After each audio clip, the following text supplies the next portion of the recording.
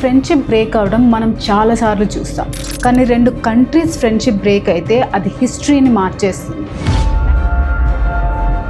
1950స్లో India China relation ఎంత క్లోజ్గా ఉండేదో తెలుసా? హిందీ చీనీ భాయ్ భాయ్ అనే స్లోగన్ స్కూల్స్ నుండి పార్లమెంట్ వరకు వినిపించేది.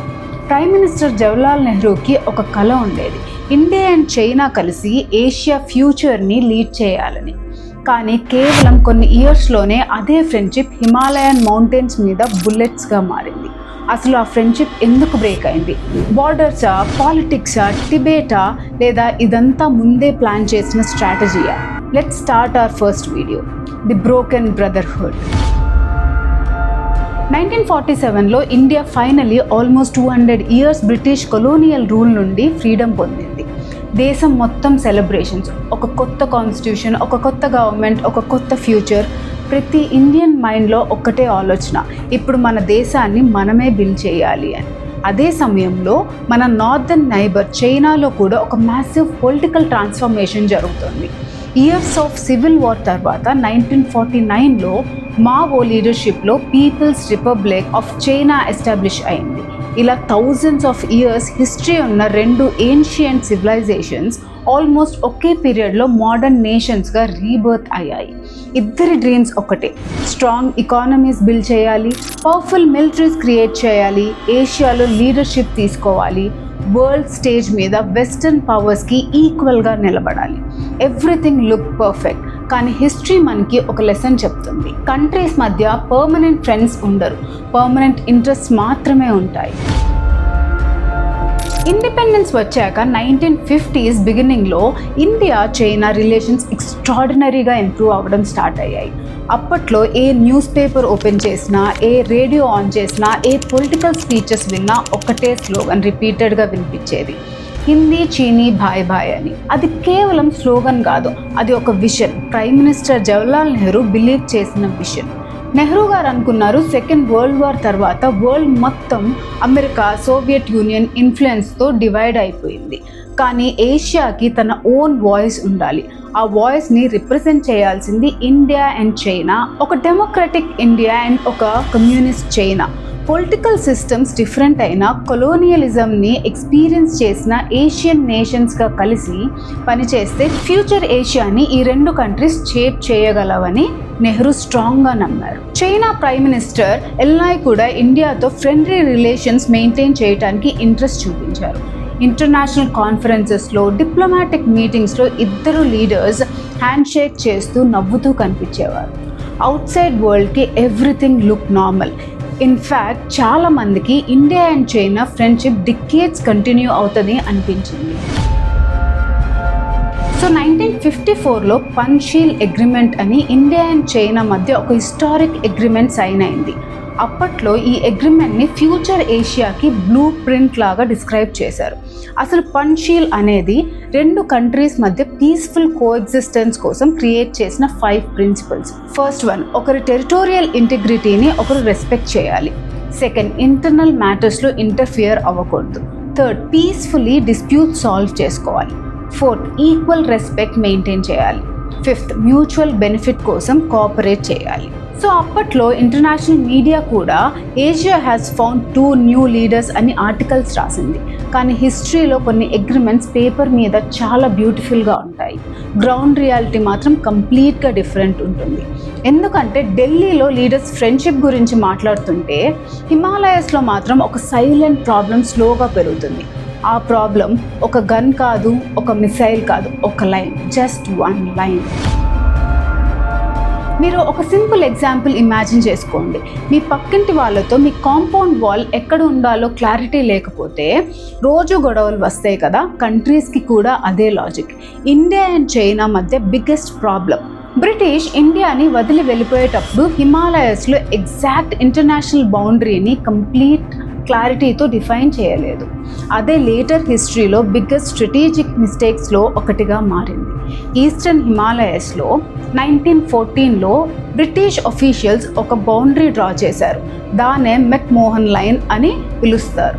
ఇండిపెండెంట్ ఇండియా దీన్ని అఫీషియల్ ఇంటర్నేషనల్ బార్డర్గా యాక్సెప్ట్ చేసింది. కానీ చైనా మాత్రం ఒక కొలోనియల్ పవర్ డ్రా చేసిన లైన్ మేము ఎందుకు యాక్సెప్ట్ చేయాలి అని రిజెక్ట్ చేసింది. ఆల్రెడీ ఒక సైడ్ ఇండియా, ఇంకో సైడ్ చైనా, ఇద్దరు డిఫరెంట్ మ్యాప్స్ యూస్ చేస్తున్నారు. ఈ డిసగ్రిమెంట్ ఫ్యూచర్లో ఎంత డేంజరస్గా మారబోతుందో అప్పట్లో ఎవ్వరికీ ఐడియా లేదు. ఎందుకంటే రియల్ ప్రాబ్లం ఇంకా ఈస్ట్లో కాదు, వెస్ట్లో వెయిట్ చేస్తుంది. అదే అక్సాయ్ చిన్. ఫస్ట్ టైం వినగానే అది ఎంత ఇంపార్టెంట్ ప్లేస్ అని అనిపిస్తుంది. నిజం చెప్పాలంటే అప్పట్లో అక్కడ పెద్ద సిటీస్ లేవు, అగ్రికల్చర్ లేదు, పాపులేషన్ ఆల్మోస్ట్ 0. 17,000 ఫీట్ హైట్లో ఉండే ఒక ఫ్రీజింగ్ సాల్ట్ డెజర్ట్. ఇండియా దీన్ని లదాఖ్లో భాగంగా, చైనా ఇది చైనాలో ఉన్న జింగ్జియాంగ్ ప్రావిన్స్లో భాగంగా క్లెయిమ్ చేసుకున్నారు. ఒకే భూమిని 2 కంట్రీస్ ఓన్ టెరిటరీ అని క్లెయిమ్ చేస్తున్నాయి. ప్రాబ్లం ఏంటి అంటే ఎగ్జాక్ట్ బార్డర్ ఎక్కడ ఉండాలో ఎవ్వరికీ క్లారిటీ లేదు. సో ఒక ticking time bomb already ready అయిపోయింది. దానికి కావాల్సింది ఒక స్పార్క్ మాత్రమే. ఆ స్పార్క్ 1950లో వచ్చింది. చైనా పీపుల్స్ లిబరేషన్ ఆర్మీ టిబెట్లోకి ఎంటర్ అయింది. కొన్ని మంత్స్లోనే టిబెట్ బీజింగ్ కంట్రోల్కి వెళ్ళిపోయింది. అప్పటి వరకు ఇండియాకి టిబెట్ ఒక బఫర్ రీజియన్లా ఉండేది. అంటే టిబెట్ ఇండియా చైనా మధ్య ఒక న్యాచురల్ గ్యాప్ లాగా ఉండేది. కానీ టిబెట్ చైనా కంట్రోల్లోకి వచ్చాక first time India and China direct neighbours అయ్యాయి. ఇదిలా ఉంటే 1950s మధ్యలో చైనా కంప్లీట్ సైలెన్స్లో ఒక మ్యాసివ్ మిలిటరీ హైవే కన్స్ట్రక్ట్ చేయడం స్టార్ట్ చేసింది. ఈ రోడ్ జింజియాంగ్ని టిబెట్తో కనెక్ట్ చేస్తుంది. మిలిటరీ వెహికల్స్, ట్రూప్స్, సప్లైస్ ఫాస్ట్గా మూవ్ చేయడానికి ఇది చాలా స్ట్రాటజిక్ ప్రాజెక్ట్. కానీ ఆ రోడ్ ఇండియా తన టెరిటరీ అని క్లెయిమ్ చేస్తున్న అక్సాయ్ చిన్ మీద నుండి వెళ్తుంది. అండ్ ఇండియాకి ఈ రోడ్ కంప్లీట్ స్కేల్లో తెలిసేసరికి కన్స్ట్రక్షన్ ఆల్మోస్ట్ అయిపోయింది. ప్రైమ్ మినిస్టర్ నెహ్రూ డిప్లొమాటిక్ పీస్కి ఇంపార్టెన్స్ ఇస్తూ దీన్ని సరిగ్గా పట్టించుకోలేదు. 1958లో చైనా అఫీషియల్ మ్యాప్స్ కూడా పబ్లిష్ చేసేసింది. ఆ హైవేని ఓపెన్లీ చూపించింది. అప్పుడే ఇండియన్ పార్లమెంట్లో పెద్ద డిబేట్ స్టార్ట్ అయినాయి. పబ్లిక్ కూడా క్వశ్చన్ చేయటం మొదలుపెట్టారు. మన టెరిటరీ మీద రోడ్ బిల్డ్ చేస్తే గవర్నమెంట్ ఏం చేస్తుంది? ఇండియా అండ్ చైనా ఫ్రెండ్షిప్ మీద ఫస్ట్ మేజర్ డౌట్స్ అప్పుడే స్టార్ట్ అయ్యాయి. ఇండియాలో పరిస్థితి ఇలా ఉంటే 1959లో టిబెట్లో చైనీస్ రూల్కి ఎగెయిన్స్ట్గా పెద్ద అప్రైజింగ్ జరిగింది. సిచ్యువేషన్ డేంజరస్ అవ్వడంతో Tibet spiritual leader Dalai Lama Himalayas cross చేసి ఇండియాకి వచ్చారు. నెహ్రూ గవర్నమెంట్ ఆయనకి పొలిటికల్ అసైలం ఇచ్చింది, ఆశ్రయం ఇచ్చింది. అలా ఇవ్వటం బీజింగ్కి నచ్చలేదు.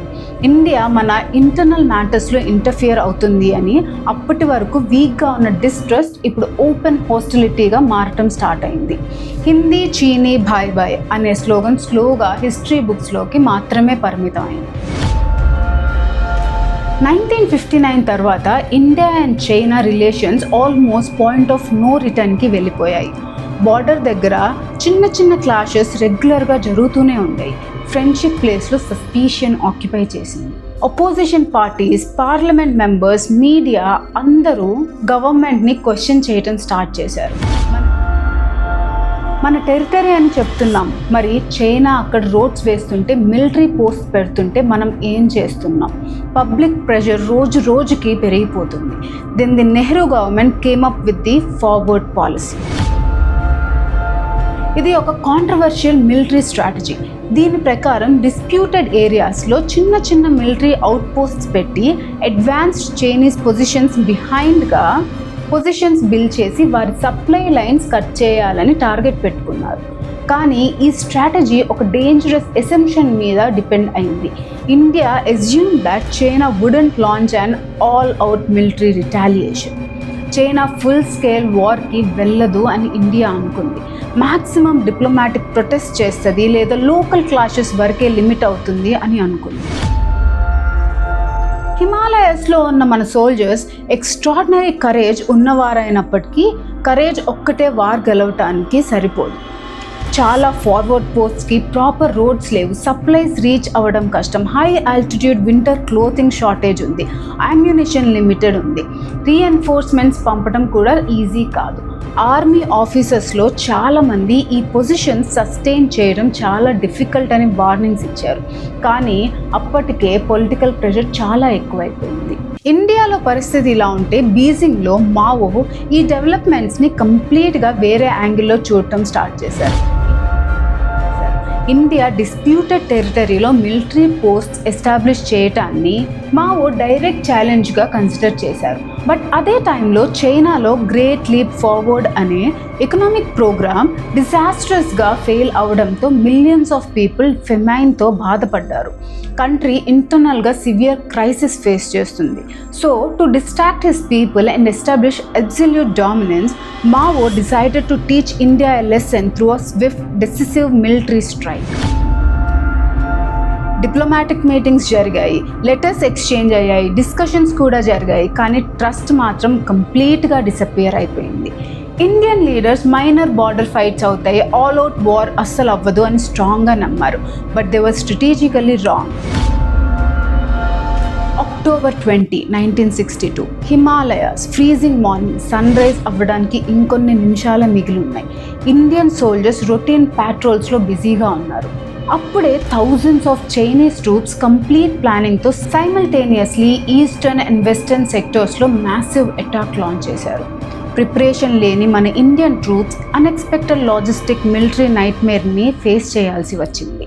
అసలు ఫస్ట్ డే వార్ ఎలా అన్ఫోల్డ్ అయింది, మన సోల్జర్స్ ఇంపాసిబుల్ సిచ్యువేషన్స్లో ఎలా ఫైట్ చేశారు, 1962 వార్లో ఇండియా ఎక్కడ మిస్టేక్స్ చేసింది, అదంతా నెక్స్ట్ వీడియోలో చూద్దాం.